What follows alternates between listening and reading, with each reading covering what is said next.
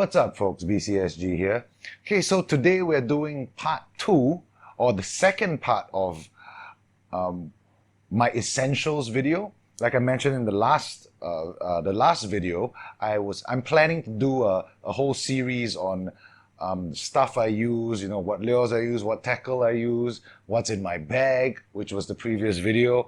And today what we're going to talk about is the lures. Now, I didn't really plan this in any particular order in terms of videos, but there were a few folks who have been requesting actually recently, and as far back as 5-6 months ago, if I dig back into my comment history, there have been folks that have been requesting for 2017 lures, 2016 lures, what lures am I using right now? So I decided, hey, you know what? That kind of falls in line with this series that I'm trying to plan out, and I might as well just bump it up a notch, since doing a lure arsenal video is something that I can do anytime because I have the lures with me, whereas something like a rod review or anything that requires fishing footage actually requires me to go fish and would require me to catch fish, and that's never a certainty.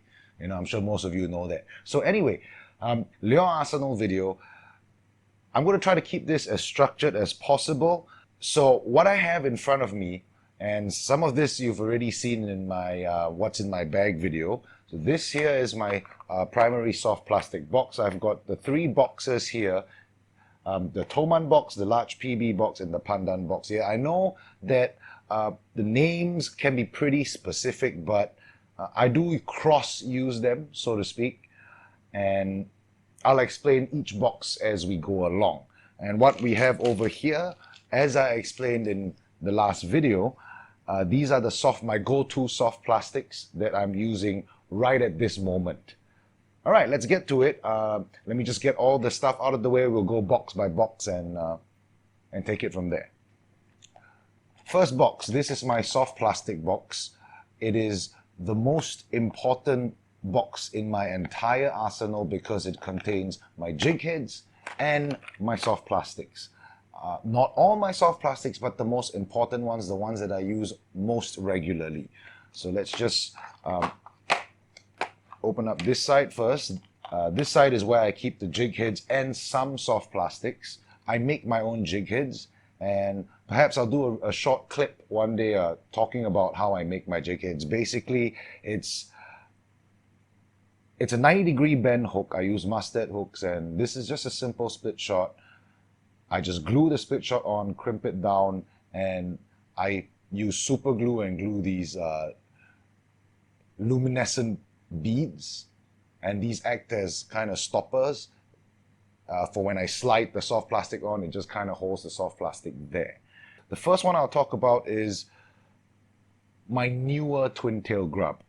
All right, this is the Crappy Max twin tail grub from Bass Pro Shop. Of course, I bought it in my most recent trip to the States, and initially when I first bought this, if you guys take a closer look, this is actually quite a bit bigger. Let me get out my my cultivar. So this is the cultivar twin tail grub that I use most often. Now, as you can see, there is quite a significant size difference, and I was a little bit worried about that initially, because micro grubs, well, they need to be micro, and this didn't seem that micro at that point in time.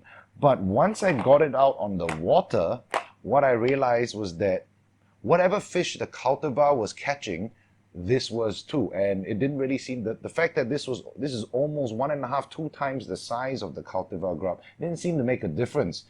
It was still catching fish left, right, and center, especially in Pandan, but it does work in almost every other place that I fished at. Bottom bouncing, that's pretty much the only technique that I have used with both this twin tail grub and the cultivar, and it's gotten me so many fish. So really, this is the best all-round. If I had to do a top 5 lures of 2017, this would definitely be in my top 5, along with the cultivar in the same category because they are both twin tail grubs.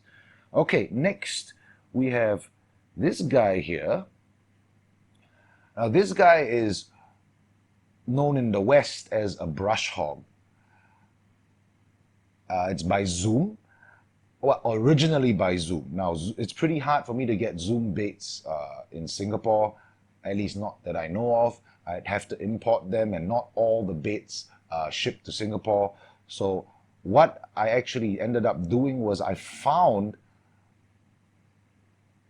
hogs, brush hogs, on what is their website? AliExpress. So obviously it's a China copy.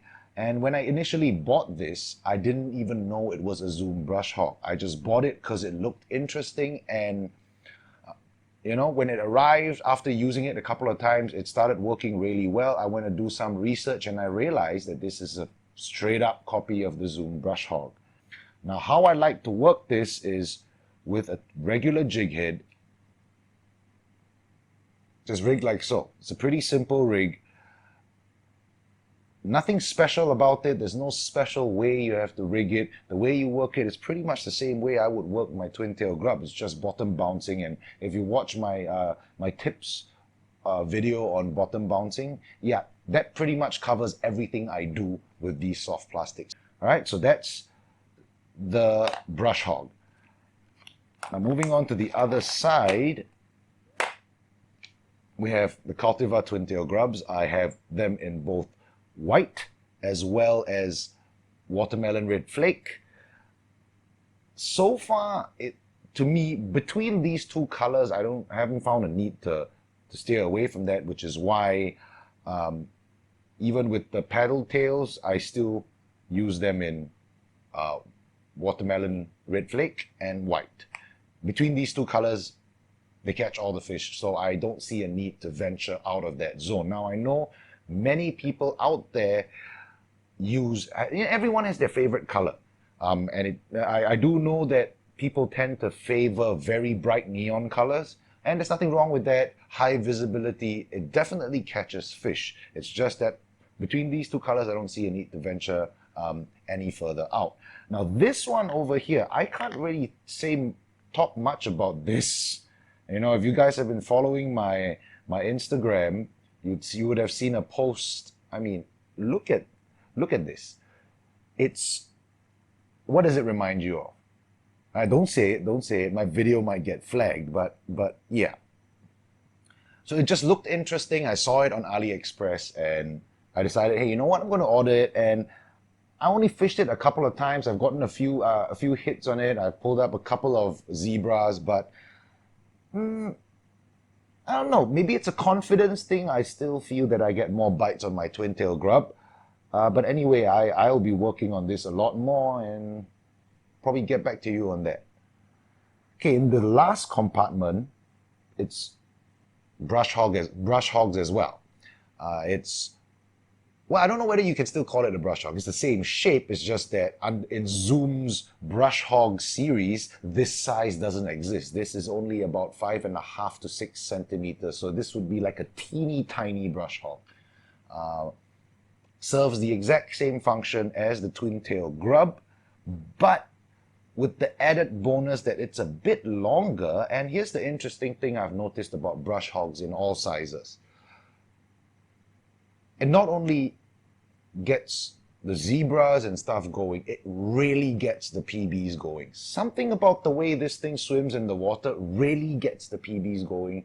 And I can tell you, like 8 times out of 10, when I get a bite on a brush hog is right at that last 2 meters as I'm reeling it in. You know, I think I'm done, right? I've already done the entire retrieve, bouncing it all the way back, and I'm done, and I'm reeling it in to lift it out of the water. And like 8 out of 10 times, I get hit doing that. And I don't know why. It's definitely got something to do with the action and the profile, but PBs just go nuts for that. And 8 out of 10 times, I get hits right in that zone. So yeah. Of course, the stuff that is from AliExpress, I'll try my best to put links to it in the description below. So if there are any lures that you guys are interested in that aren't branded or you know, or you can't find in Singapore, I'll do my best to put some links, whether it's to Amazon, to eBay, or to AliExpress. I'll try to put some links below so you guys can get your hands on some. All right, so this wraps up my primary soft plastic boxes. Nothing too interesting. There's really, if you think about it, there are only two types of, well, three types of soft plastics in this box. There's brush hogs, paddle tails, and twin tail grubs.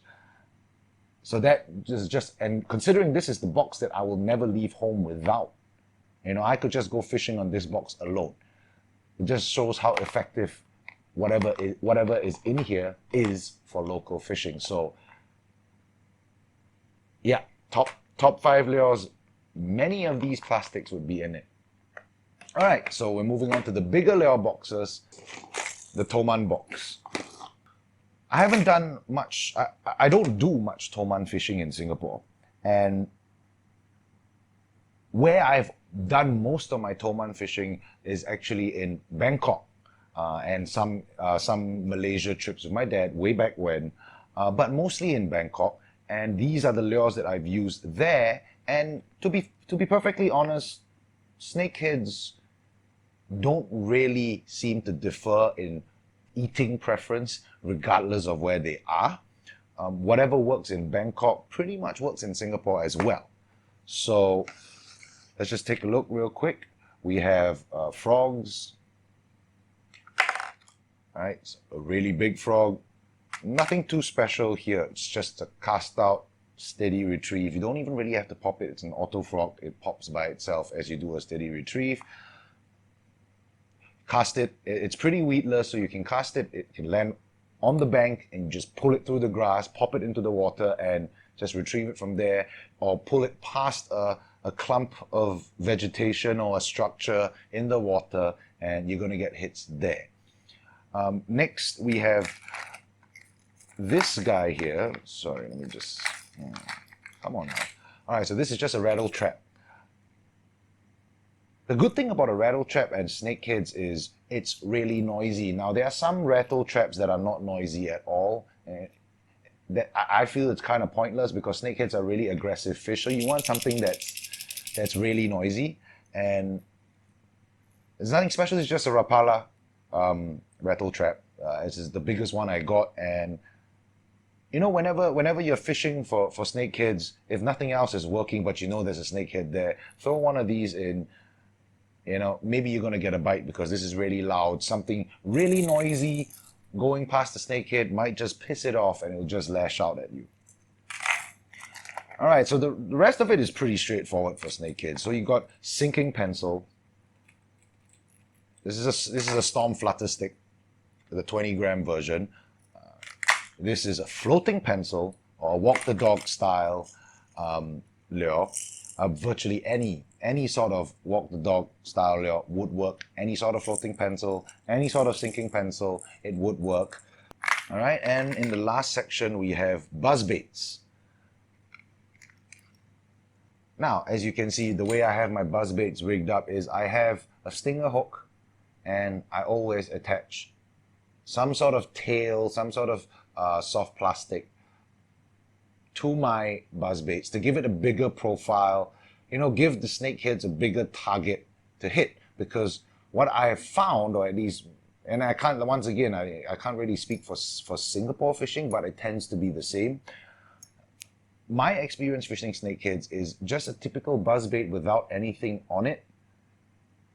It might get them the bite because of the noise, but the profile isn't very big. So if you put a nice fat shad kind of paddle tail or you know what have you on this thing, it increases the profile of the buzz bait significantly. And then of course, because this is longer, it is much safer to have a stinger hook or a trailer hook, whatever you call it, because the snakeheads are just they're gonna lash out at it. You don't want them getting away because they just nip the tail. So see, this way they hit the front, they get hooked. They hit the tail, they get hooked as well. So that's why I have stinger hooks on all my my buzz baits. All right, so that does it for my Toman box. I'm gonna move on to the large PB box. So these last two boxes, the Pandan box and the large PB box, are probably the boxes that I use the most often.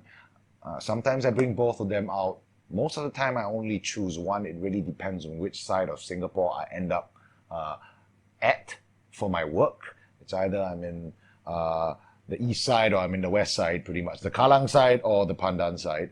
So let's talk about the large PB box first. Now what's in this box? As the name says, large. Everything in this box is huge. Well, it's debatable. I've seen people use way bigger lures than me. But the general idea for large Temensis, large PBs and large Temensis, you really want to get them when they are spawning, when they are nesting. That's when they are really aggressive. They are aggressively defending either their fry or defending a specific area. And you want something as big as possible. In fact, if I could get my hands on something bigger than this is 5.5, 6 inches. If I could get my hands on something bigger than this, I would. And I just added these blades here just to give it an even bigger profile. So this is a live target perch swim bait. If you follow my social media, you know I just got these recently, a couple of weeks back. I've only landed, which one did I land? This one, yeah, you can see the teeth, the marks.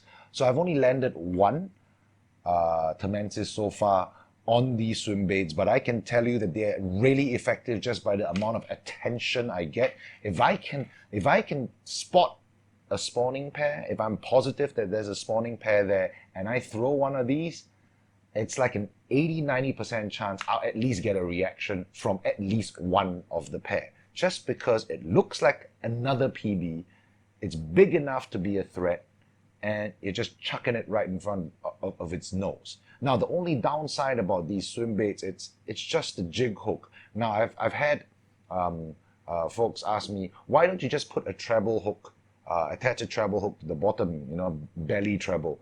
I'm not a fan of that because putting just that one treble on the bottom right here significantly increases the chances of you getting stuck in a rock, stuck at the bottom, hung up on some kind of structure. It doesn't seem like that big of a deal if you think about it, but in practice, oh man, just that one treble hook, it increases the chances of getting hung up exponentially, so much so that I would rather have a lower hookup rate and have to work the lure a bit more than have a higher hookup rate and lose the lures half the time. So yeah, these are my swim baits. Over here I have another sinking pencil, Storm Flutter Stick, 20-gram sinking pencil. This is when when I see a pair, I've thrown these guys, they don't seem to work. I want something that really just boom appears in front of the fish, and then I'm just working that. It's almost like a jig, right? A metal jig. You're just chucking it down, and then you're ripping it up, and you're chucking it down, and you're ripping it up. And that fast-moving action, that might get a bite. See, so dealing with these spawning Temensis and spawning peacock bass, you really got to get creative in terms of what you throw at them, how you present it. It does matter. Yes, most of the time you can get away with just throwing something big at them, but quite often, it's not just about how big it is, it's about how it's presented to them. How are you letting this swim bait fall? Are you letting it fall steady on a tight line? Are you letting it just drift down like that? Are you letting it drop fast like a sinking pencil, straight down like a rocket? Sometimes these things make a difference. All right, so in the next compartment, we have bucktails. This shouldn't come as a surprise. Bucktails are a very well-known, effective lure or bait lure for peacock bass.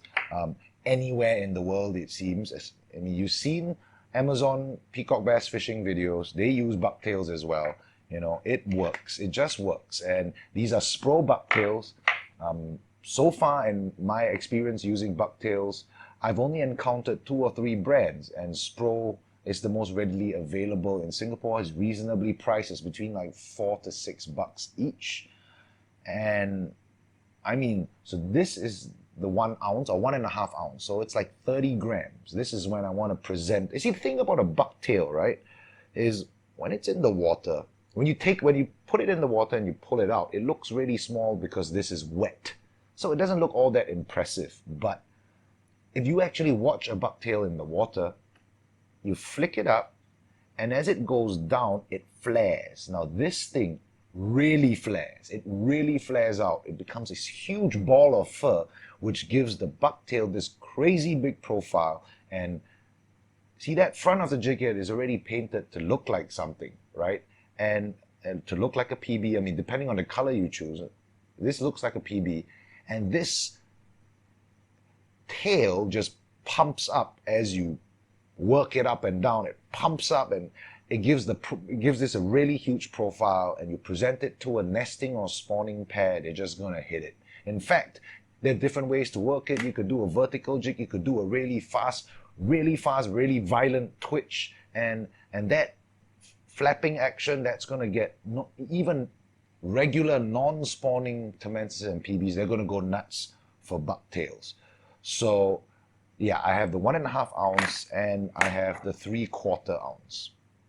Okay, size. It's all about size and weight. This box is all about size and weight. Everything here in here is of a decent size or above. As you can see from the name, it's 12 to 42 grams. Now, obviously not the biggest.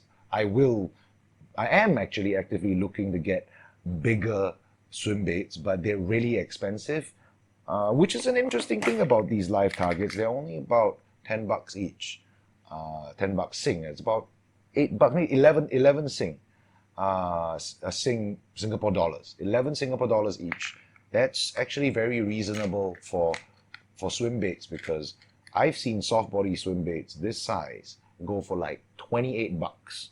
I'm not gonna say the brand. I'm sure you guys have an idea of which swim baits I'm talking about. You know, which brands I'm talking about.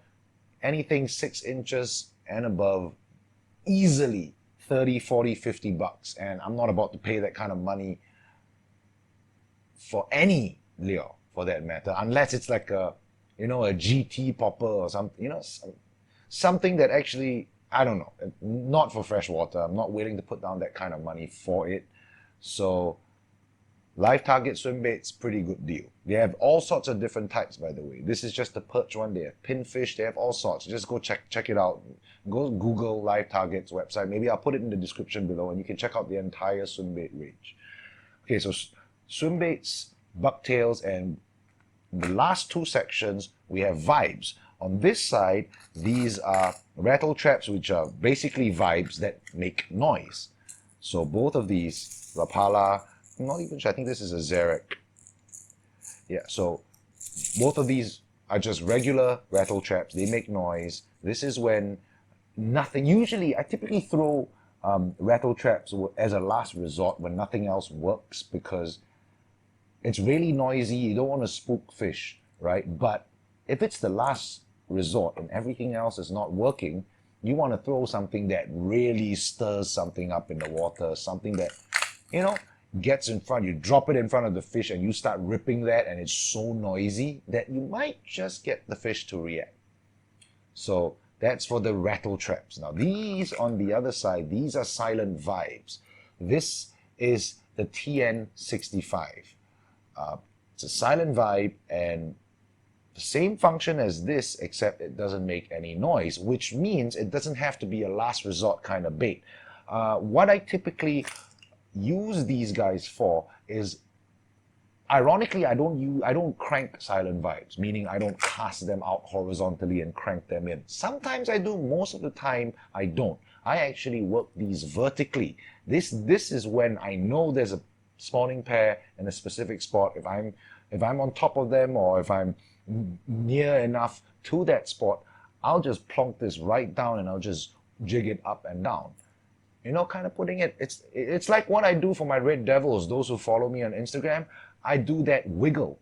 I just wiggle this thing in front of their faces, and you'd be surprised how many times spawning pairs just go nuts when, you got this little thing that's not too threatening, it's not big enough to be threatening, but it's all up in their grill, and they can't take it, and they just snap at it. And all it takes with these two huge trebles right here, all it takes is for them to just nip at it. They get hooked. You set the hook and you're on. All right, so that concludes my large PB box. Now for my Pandan box, pretty simple. I think I've talked about my Pandan Box enough. It's mostly crankbaits and mid-divers, but I do have a little bit of everything. Okay, so we have the smaller version of the live target swim bait, mainly because Pandan does not have Temensis. Now, you guys have heard me use the word Temensis a few times. I know there's some of my audience that isn't familiar with that term. Maybe you're more familiar with 3-bar or speckled peacocks.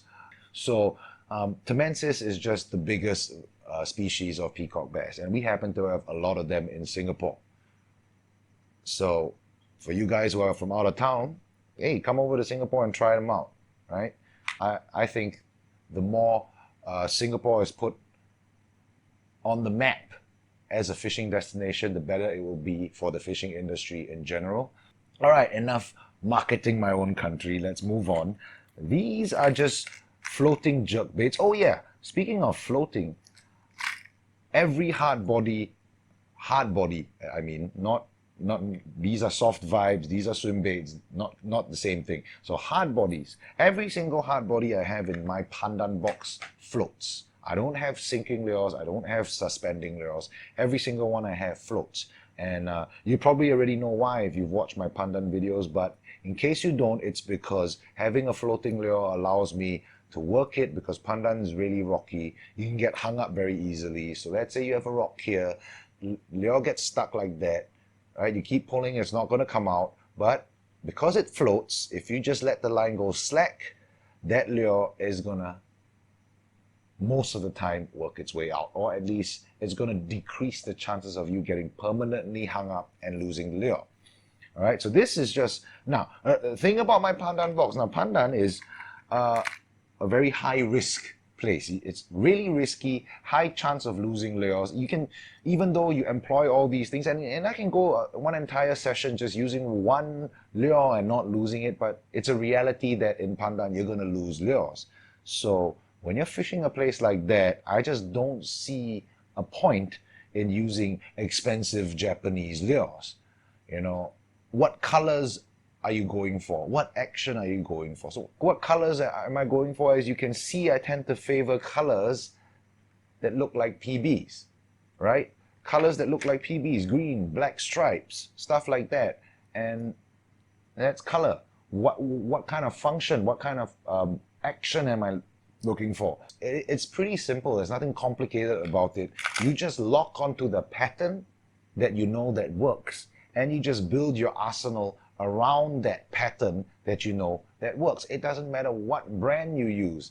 And this is yet another thing that might stir some people up, because it's nice to have branded stuff, right?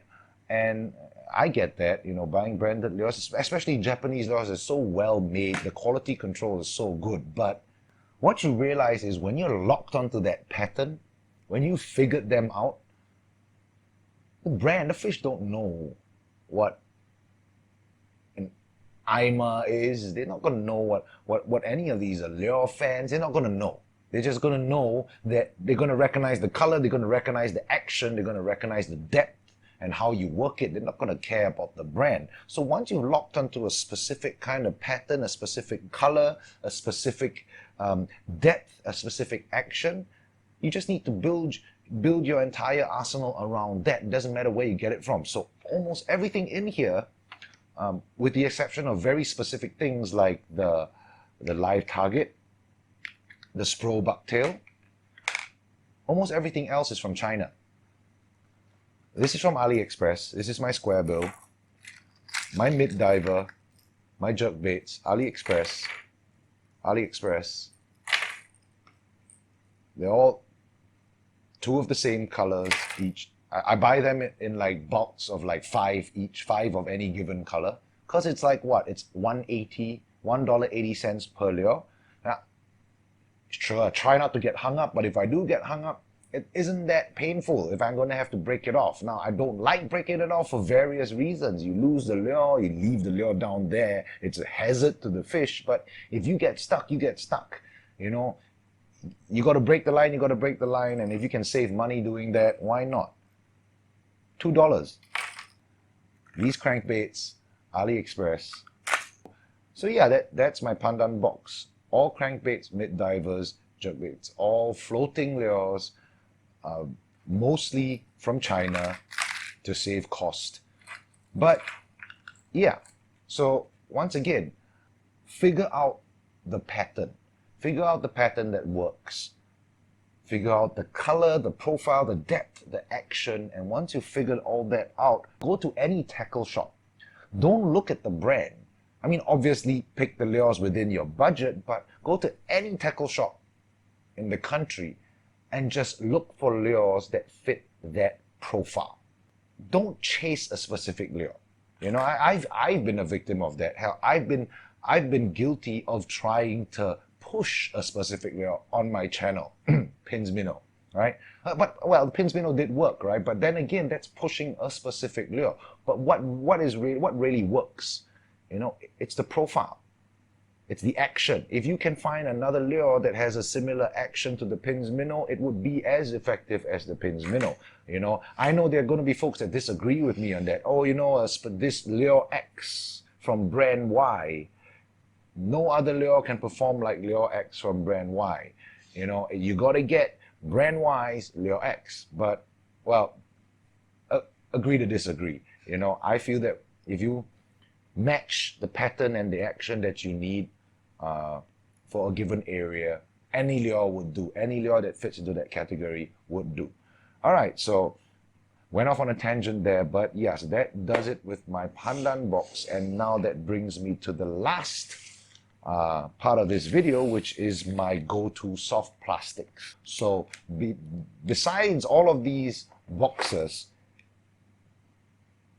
this would fit into the category of what I'm using now, because the question, what are you using now? The answer changes from time to time. These over here, they rarely change. You see, these rarely change, whereas these change all the time. So let's get right into it. All right, so what we have here, these are Zoom Salty Superflukes. They are about 5 1/4 inches long. So these are big soft plastics by Singapore standards. All right, let me just take out one for you, let you have a look. All right, so this is what they look like. Okay, you can put a regular jig head on it. You see how it splits here. These flukes are made for extra wide gap hooks. The ones where you go in, let me see if I have an example. All right, you know, so extra wide gap hook, and of course a lot bigger than this, and then you would rig it up like that, and that's what that slit in the middle is for. You don't have to do it because I know that extra wide gap hooks are not popular in Singapore, so you don't have to use an extra wide gap. You can use a regular jig head. It works just as well. Bottom bouncing this, swimming this. That's what I like about these flukes. You see, it's not a paddle tail. I think, at least recently, paddle tails have gone out of fashion. Not in terms of what anglers find fashionable, but in terms of what works for the PBs and the Temensis in Singapore. That paddle tail action, it slows down the descent of the bait. I don't know. I guess at one point, too many people were using paddle tails, and the fish kind of learned to stay away from them. And I just stopped getting bites on paddle tails. And the minute I switched to Fluke style forked tail baits, they started hitting. So long profile, very large soft plastics. It doesn't have to be this. Anything that has a similar profile to this that's long and wriggly would work right now. Might not work forever, but it certainly works right now. All right, so of course I have them two colors. This is Dirty Watermelon Red Flake. This is just watermelon. What is it? Watermelon Magic. That's what it's called. So it's just green with a lot of sparkly stuff on it. All right, so next we have regular flukes. Once again, it's like a paddle tail without the paddle. The tail is just a split tail. You know, you can work them like a worm. You can work them like a, like a jerkbait, and it just works. Colors, Do I need to explain that again? The colors are pretty much the same. You've got greens and reds, basically. Greens and reds always work. All right, so, oh, and the brand. Don't pay too much attention to the brand here. All blue soft bait. That just happens to be the brand of the store that I bought it from on AliExpress. But as you guys probably already know, with AliExpress, multiple different stores sell the same thing. They probably get it from the same manufacturer. And put a few links to get all of these things. Check the description. All right, next. This is just some extra brush hogs in a different color. In fact, this color I find is more effective than that dirty brown color that I have in the box. But yeah, so just some extra brush hogs. All right, so lastly we have these guys, and I just got these guys recently, a couple of weeks back, and so far I've landed 2 good fish on this. These are really interesting. So let's take a look at this one first. So this is what they look like. Yeah, it's perfect. This is perfect design, perfect pattern for local fishing, in my opinion. You know, it's got the stripes. It's got, this one is orange. This one is green. Look at that. The big eyes. You know, they were originally paddle tails. You see what I did there? I cut off the paddle tail and I split the remaining tail to give it a split tail. So it kind of flops around, just like a fluke. Except that it looks like this. This is brilliant right here. So far I've caught 2 decent fish on these. I haven't fished them too much since I got them, but I'll definitely be fishing them a lot more. Once again, AliExpress. All right, so that does it for my lure arsenal, or lure essentials, whatever you want to call it. Part 2 of my essentials video. That does it for the video, and I hope you guys liked the video. I hope you guys learned something about lure selection, what works, what doesn't, how to choose lures based on the profile rather than based on the lure. I hope you guys found it useful knowing what is working for me right now, what works for me all the time, what works for me in specific locations. You know, so if you like this video, give me a thumbs up. If you didn't like it, give me a thumbs down. Share my videos with your friends. Subscribe if you haven't, and I'll catch you guys in the next video. Tight lines, guys.